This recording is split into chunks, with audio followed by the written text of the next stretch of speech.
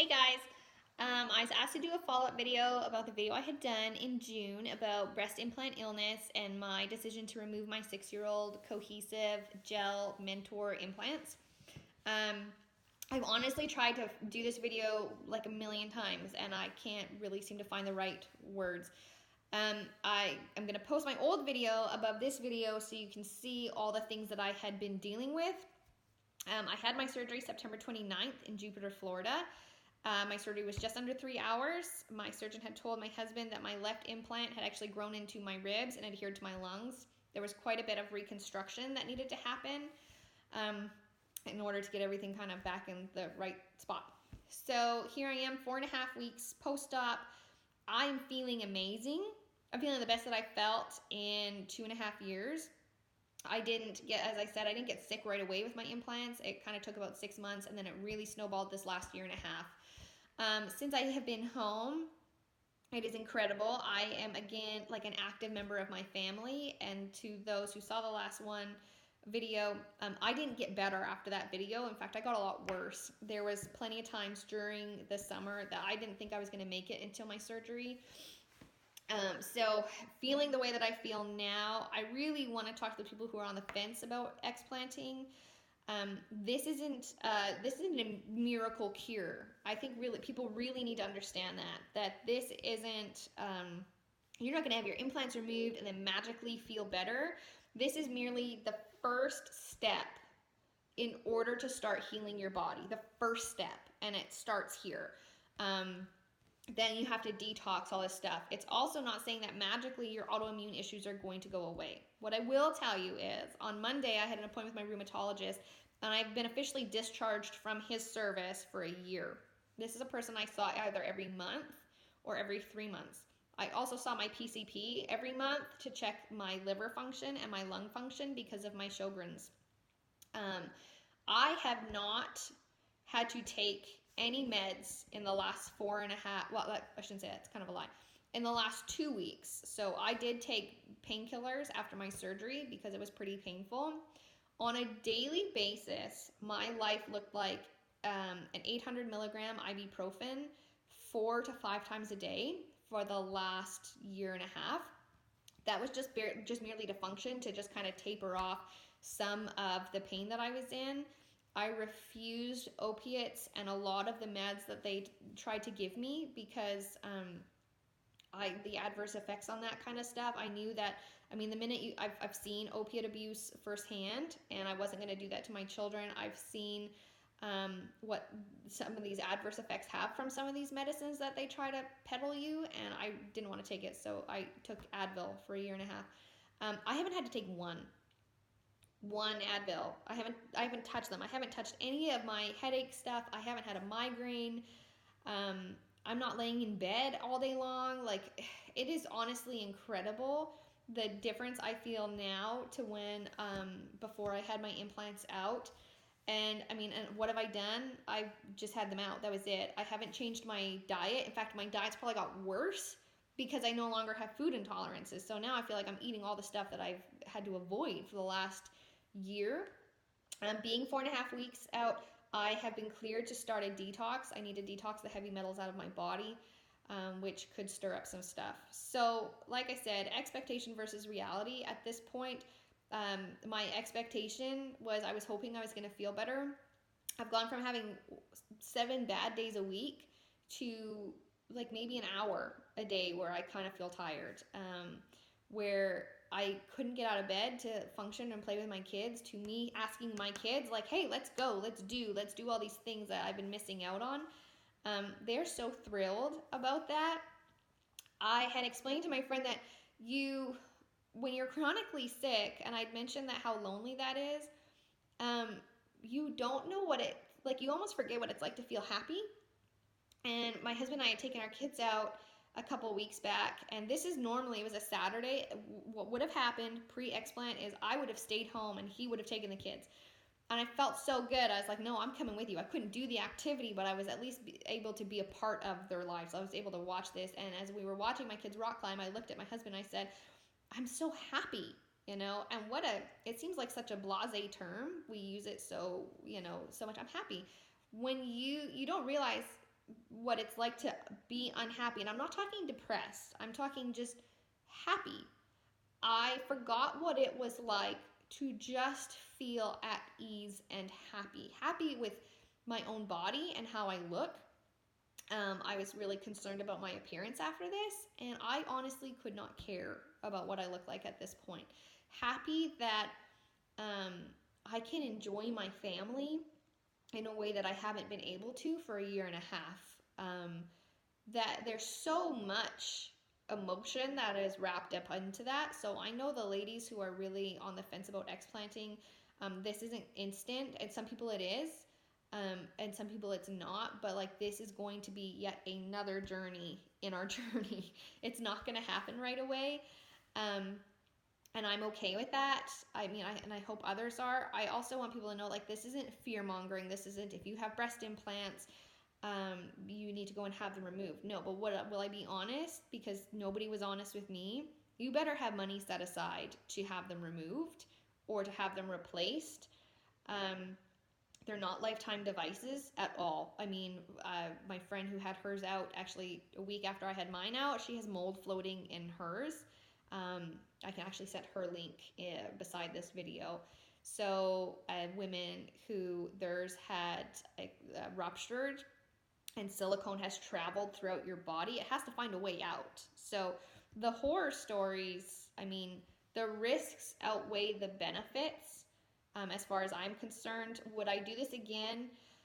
I had said before in my last video, I don't know 6 years ago if somebody had told me all these things, would I have said, no, it's not going to happen to me? Probably. The chemical makeup of breast implants, I have another clip to post with this. Knowing what I know, there's absolutely no way I would ever put that in your body. It's essentially like somebody asking you, would you swallow a tire? Or would you, like, caulking, or that you use in your bathroom, which, I mean, that's what it sounds like. I'm trying to compare it to something that you would understand without having them in you, but it's essentially like if somebody handed you all these chemicals and was like, swallow this, you probably wouldn't do it. And now, knowing what I know, I mean, never again, I would never do it. But I can honestly say 4.5 weeks post-op, I feel incredible. I feel so good. I feel so happy. I feel like this just huge weight has been lifted. And I'm so glad that I get to be where I'm at. And I'm praying for all the women that are still on the fence about this decision.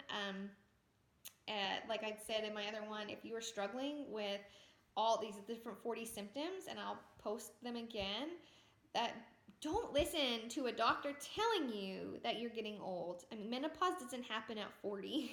Sorry, most people it doesn't. I mean, I guess some it does, but it doesn't. Your hair is not supposed to fall out. You're not supposed to feel this like anxiety where you can't leave the house. You're not supposed to have a headache every day. All these things that, like, nowadays they just chalk it up to age or just being a woman. I'm sorry, ladies. I will tell you right now, that is not true. Do not listen to a doctor that's just wanting to push pills on you without a full explanation as to why. I mean, do your research, do your due diligence, try to heal your body from the inside out. Everything that you put in, absolutely everything, that is food. I mean, that is the first cure that we're going to have. So please just really do your homework and know that, like, if you have breast implants and you are suffering, there is a group of women on Facebook, Breast Implants, Illness, and Healing with Nicole. She also has a website that there are plenty of women that are happy to help, and they're so supportive and fantastic, and I honestly don't know where I would be without them. So to you guys, ladies, I'm just so blessed to know you and praying for each of you daily. Thanks, guys.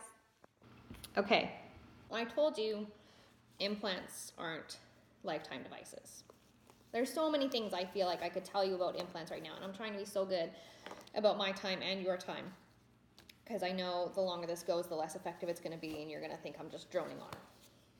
I'm going to let you see my boobs. Seems super weird, right? Here it is. Here is my right implant. Are you weirded out? I'm a little weirded out that I'm showing you this.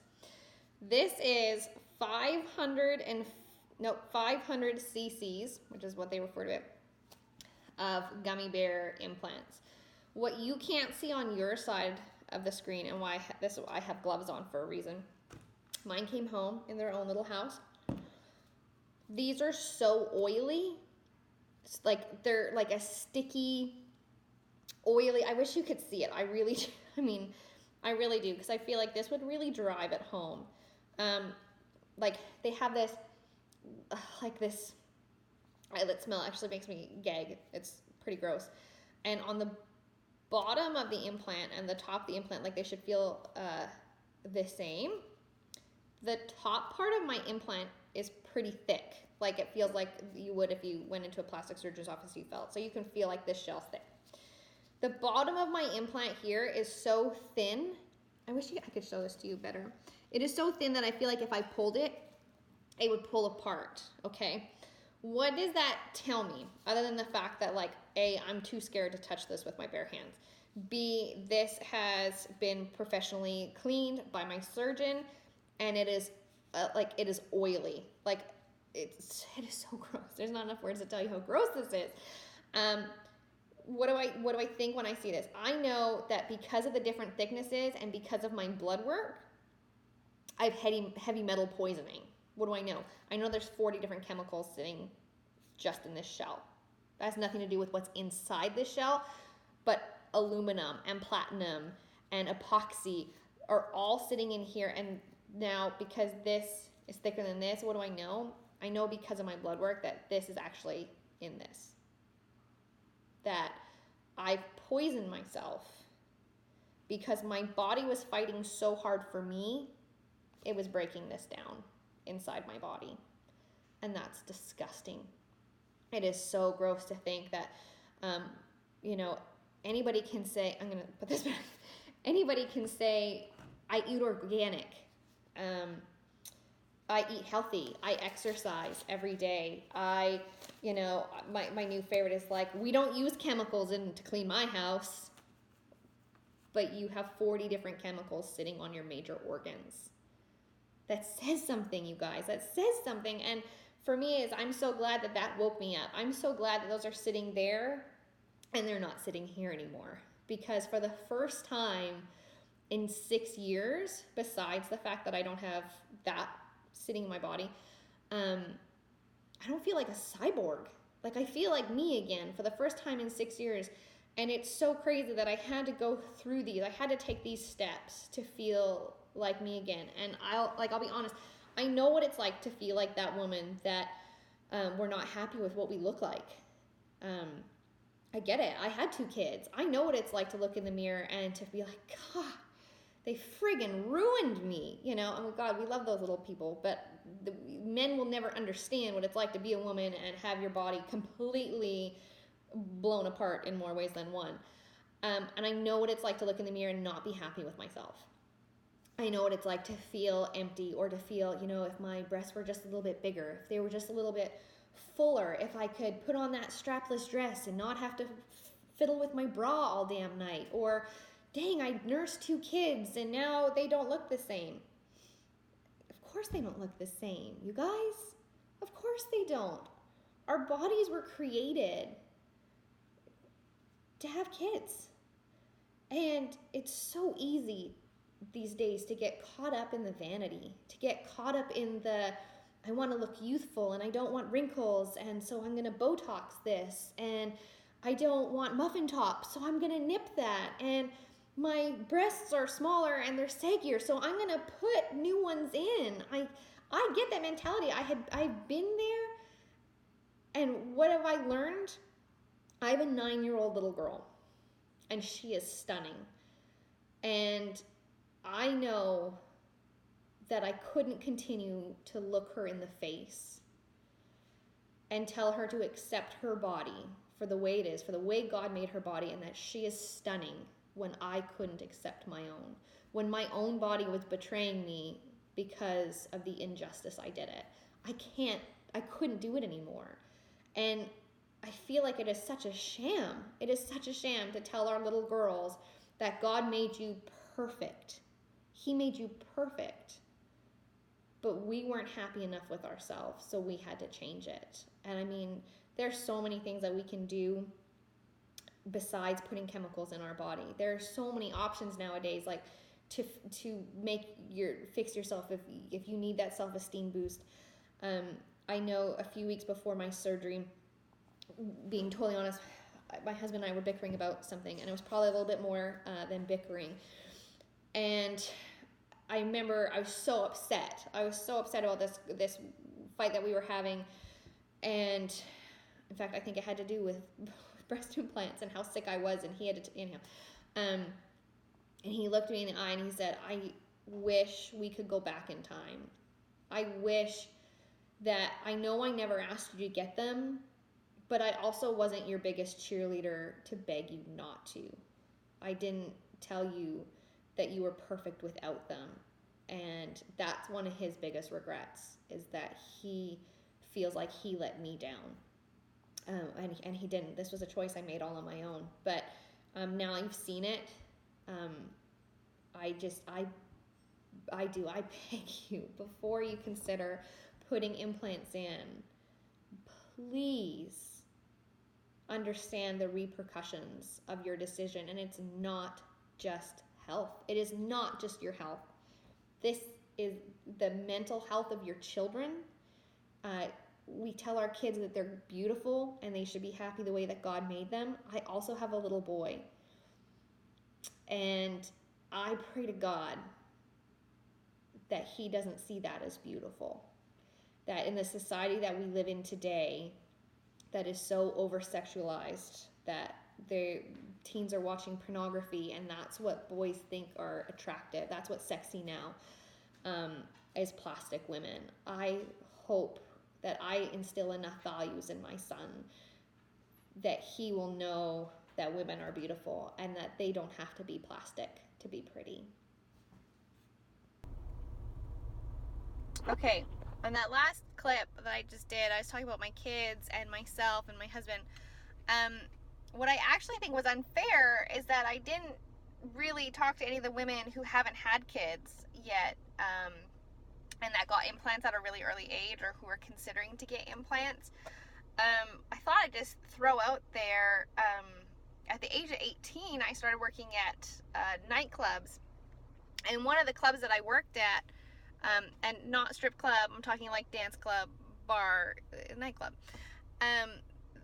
The owner of the club actually paid some of the women to put breast implants in. So this idea of breast implants, of me getting breast implants, had been in my head almost 9 years before I even got breast implants. And so for all the women that haven't had kids yet, and that are considering breast implants, that resonated with me after I finished videoing it, was that I had considered doing this, not like a lot before I had children, before, the effects of carrying 2 children. So I really wanted to just put that out there too, that this isn't just for the moms that were unhappy with themselves. I mean, I was obviously unhappy with myself years before I even had breast implants put in. And then to follow up, my friends that have had cancer and had implants put in, first I want to say, I have no idea what it's like to have cancer. I have no idea what it's like to be faced with the decision, your life or your breasts. I have no idea what that is like, and this is certainly not thumbing my nose at any of that. I hope I don't ever have to deal with that, and I applaud all the women that have gone through it so gracefully, and making the choice to have breast implants. I can't tell you if that was the wrong choice for you. What I can say is, in the group that we are in, a lot of them had implants after a double mastectomy and got as sick as I did with my implants. And so if that is you, and you've had a mastectomy and you are now suffering the effects of breast implant illness, these poor women are saying that is actually in fact worse than some of their chemo and their cancer. So I really just wanted to clear that up before I posted this, that since I haven't been in that position, I certainly can't have an opinion on something I've never experienced, but that I hope I don't ever have to experience. But that also for the women who haven't had children yet, to really consider not having them put in before all the research is done.